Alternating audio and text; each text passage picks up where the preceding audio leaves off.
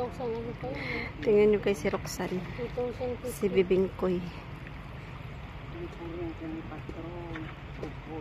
Pag ano pala, pag sa highway mahal doon, no? Doon dadaan, no? Ayun, no? Yung may mga motor na yun. Oo, doon. Iba yun. Sa kabilang ano yun. Doon tayo dadaan kanina. Malayo? Hindi, doon lang sa kabilang. Doon sana tayo dadaan kasi matagal na lang dito. Sabi ni Kuya kanina, doon sana tayo dadaan kanina. Kasi ang bagal yung gusto dito. Oh. So, nakalimutan yun. Dito na tayo. Doon tayo na dito. May tuloy sila doon. Ah, pwede pala doon, oh. Malapit lang pala. Di ba? Di ba yung mga motor na yan? Yun yun?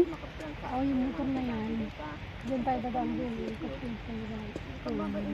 Diyan lang tayo sa kabila. Oo, no?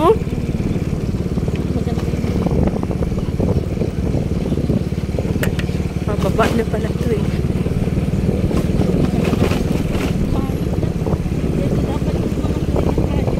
Inaayos kaya mo.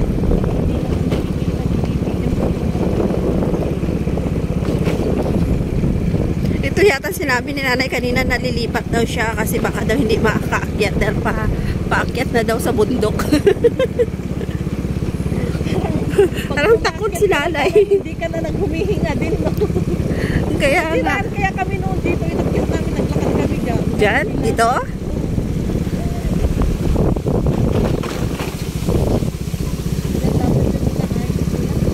Kaya nga, sila. No, pag eleksyon yan, aayusin nila yan.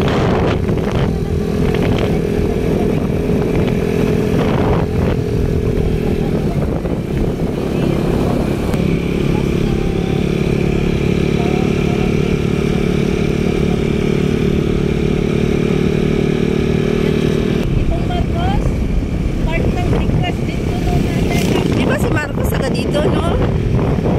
Pangasinan.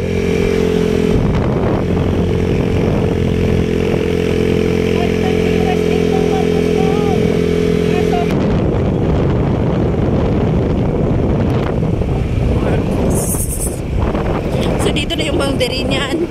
O papasok Marcos pa rin yan, no? Hanggang dito lang.